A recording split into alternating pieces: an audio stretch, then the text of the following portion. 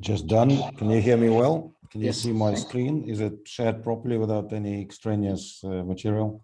Yes, Okay, thanks. very good. Hello, everyone. Thanks very much for organizing a very interesting workshop, and I'm pleased to have a chance to contribute to it. There's been a lot of talk in the latter part of the discussion about various flavors of tomography.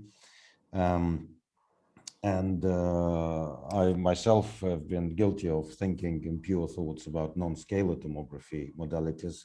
I'm particularly interested in strain, which is even worse than orientation, because you could think of orientation, at least to the first approximation, as just a vector, whereas with strain you're trying to reconstruct tensors. And that's another headache. But lately we've teamed up with some good mathematicians and hoping to make some good progress on that. But in this talk, I wanted to take you in a slightly different direction. Now, a lot of the samples that were discussed were stationary, non-time varying. And we've been particularly interested in the time-dependent evolution of the sample in application to a disease known as caries. So I'll tell you a little bit about the interaction between caries process and the structure of teeth, starting with a little bit of a brief excursion into the formation. But then we'll talk about how we managed to move towards time-dependent, or at least time-lapse imaging, tomographic imaging of the demineralization process. I should like to acknowledge the contributing team, which is three of my colleagues in Oxford, Cyril, Ali, and Cecily, and then also colleagues in Birmingham Dental School. That's Rob Harper, Jonathan James, Gabriella Andini, well, actually, and Dick Shelton. And Shashi is our colleague from Diamond, Beamline I-13. And I should like to say that the results that I'll present were collected in December under conditions of severe restrictions, but nevertheless, we've managed to do this remotely, and for that, I'm very grateful to colleagues. This is where we come from, but that's not that important. This is what we do. We have some laboratory equipment. This is an SEM fib stem combination, which we use for research into carriers, but we also do a lot of other work on other materials. Let's just have a look at the layout. I'll talk about structure of teeth, particularly enamel, about etiology and chemistry of dental caries, and some research in dentistry. And then I'll talk about our efforts to do laboratory-based characterization of natural and artificial demineralization, and some words about modeling. Then we'll talk about time-lapse X-ray computed tomography, and we'll go from there. So apologies for not particularly pleasant pictures, but this plight affects huge numbers of people in the world. The simple fact is that the body that we inherit from our ancestors was not designed for the diet that we live with. We eat far too much sugar. The bacteria metabolize it into acids that causes dissolution of the hydroxyapatite nanocrystals that we've already spoken about in the case of bone. That produces lesions which ultimately may collapse or fall out, and that forms cavities, which we most of us know about. It's a very complex phenomenon, which is just illustrated on the left, that it involves interaction with microbiology, with socio-demographic aspects, with dietary aspects, with practice, and in amongst all that, we would like to find our way to understanding the way carriers unfolds and possibly see if we can reverse it or at least arrest it without drastic intervention that dentists practice for the last 100 years plus. Amelogenesis is the process of formation of enamel. So we start with a tooth, a few millimeters to maybe 10 millimeters in size. The outer layer is enamel, which is highly mineralized, the highest, most mineralized tissue in the human body, which is about 96% by volume mineral, and the rest is remainder of proteins. But then we have softer dentin and the pulp, which is vascularized, both of those, whereas enamel is not.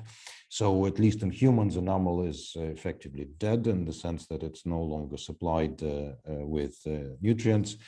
But when it's formed, the whole show starts from the dentin enamel junction, and then the rods are formed, which are assembled from amelogenin amyloids, which carry with them the crystallites of hydroxyapatite, which then is hierarchically assembled into what we call enamel rods, and you'll see plenty of them in this talk.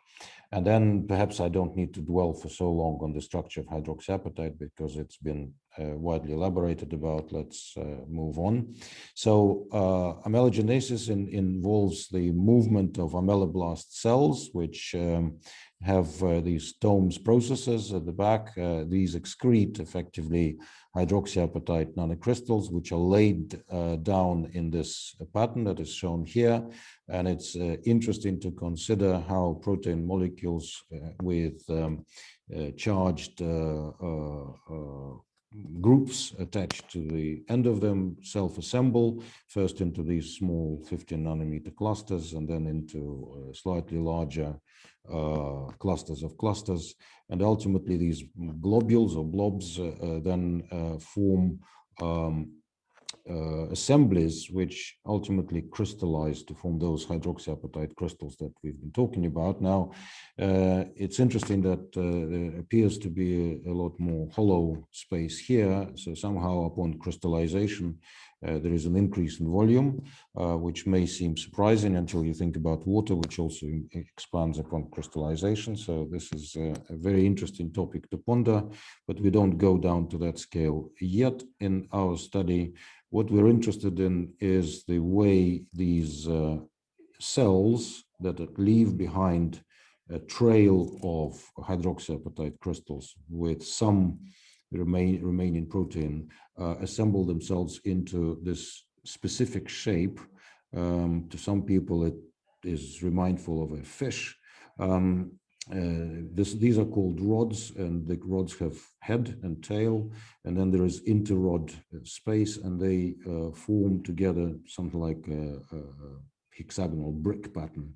And then if this is seen using AFM at high resolution, you can see these individual crystals that look like frit. Okay, maybe it's the color. Now, if we once again talk about enamel, it's acellular.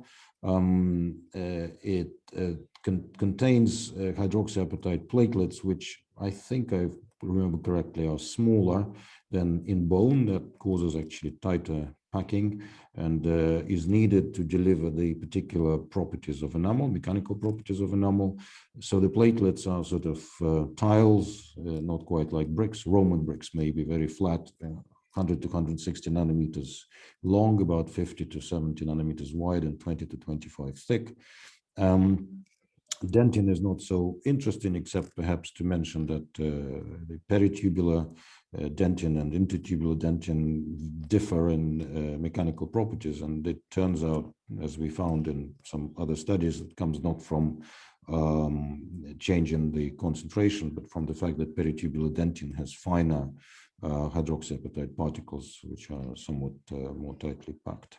Now, then if we look at the dentin enamel junction, then going towards dentin, we have lower hardness than in the enamel, but the toughness of enamel is lower than even of the junction and of the dentin. So dentin is the tough element, even though more deformable, whereas enamel delivers hardness and actually drops its toughness quite severely upon drying.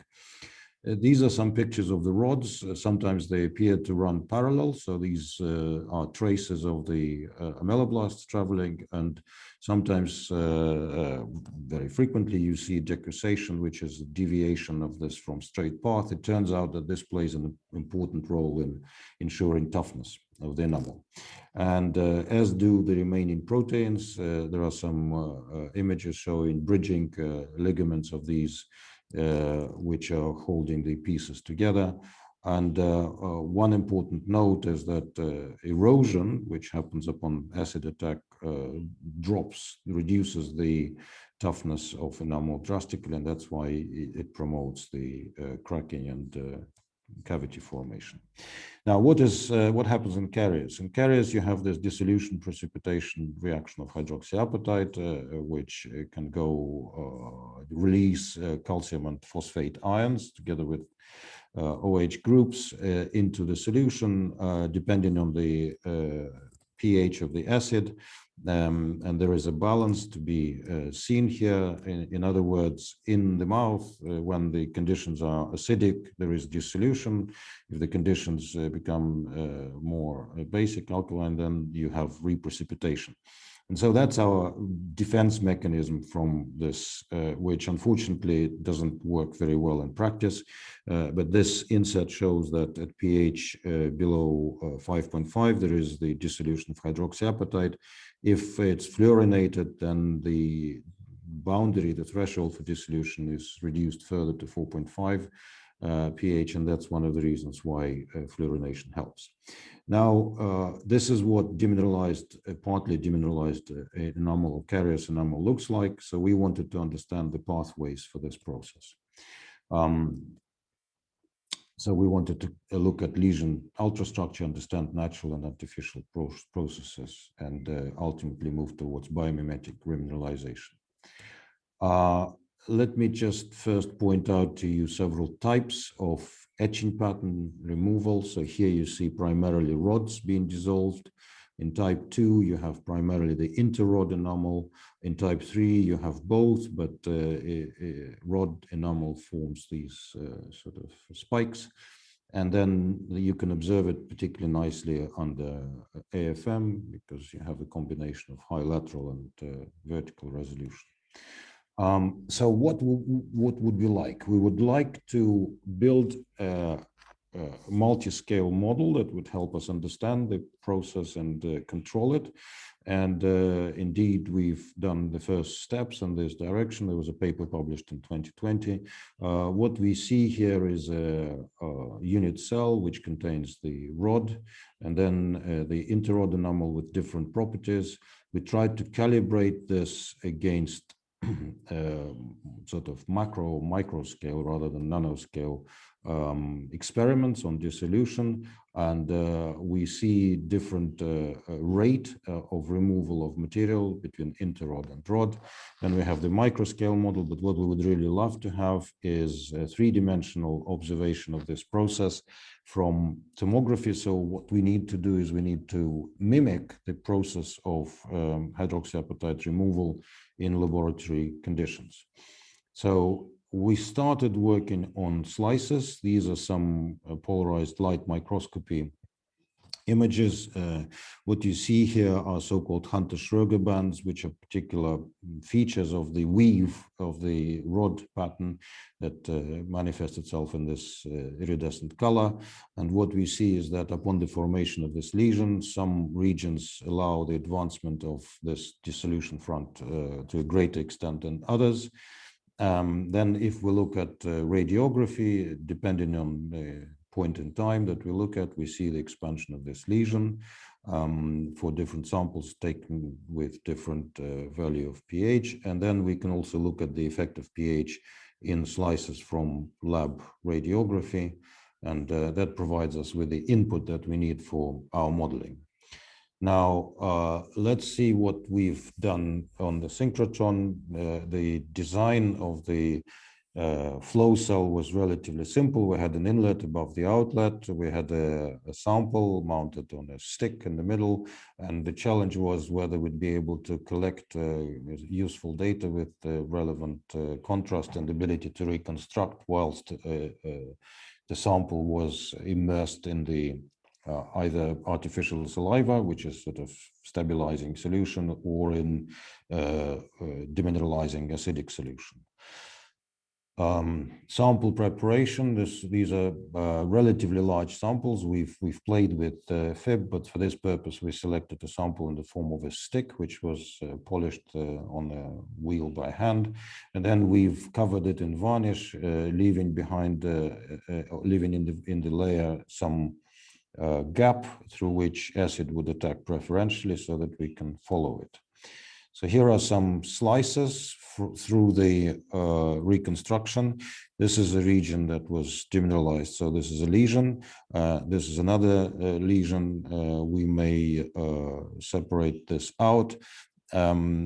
So these are the slices through the three-dimensional lesion. If we zoom in, we see this contrast of the weave between the less or more highly demineralized structure. And then we also were able to compare the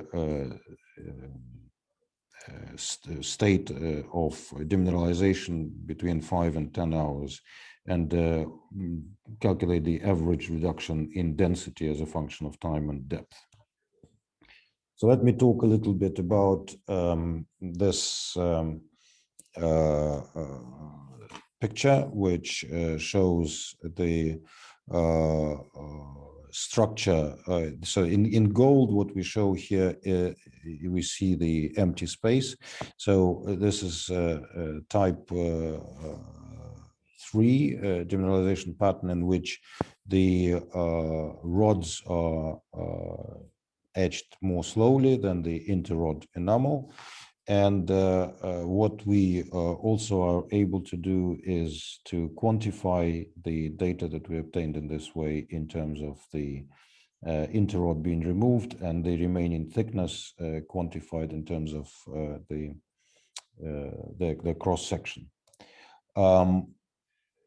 So what does it allow us to do? What it allows us to do is to measure the speed of demineralizing lesion front, which on average amounts to about 250 nanometers per minute, or about 4 nanometers per second. That's a useful bit of input for our model. We can also noting that the single voxel volume was about 0.034 microns cubed. The pixel size, or the voxel size, was about 350 nanometers. We can calculate the overall demineralized volume and the volumetric dissolution rate of about 63 micron cube per second. We can also trace individual structures, and in principle, with a better time constant. This is a time step of about 25 minutes, which we know we can improve on quite considerably, but that allows us to trace the dissolution of individual features and their interaction with the demineralization front.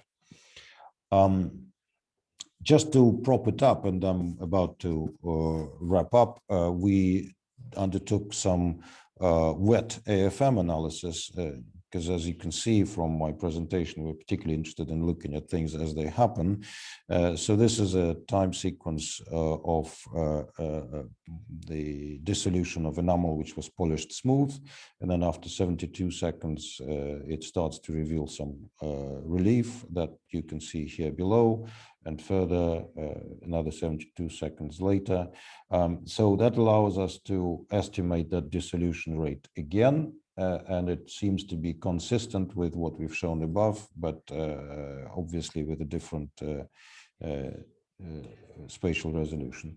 And then in order to take it even further towards sort of practical use in some sort of dentistry in the lab, we used optical profilometry, which again allowed us to reveal this demineralization pattern. Now, obviously, it doesn't deliver so much detailed information as we get from tomography, but nevertheless, it allows us to develop some insights. So I would like to wrap up by saying that, to the best of our knowledge, these were the first operando submicron observations of demineralization. We are moving towards time-lapse with a smaller step. We saw that preferential demineralization can happen in interrods or rods, even within the same lesion. So something happens in the course of advancement of this demineralization front. We get quantitative insights into the ultrastructure and its erosion.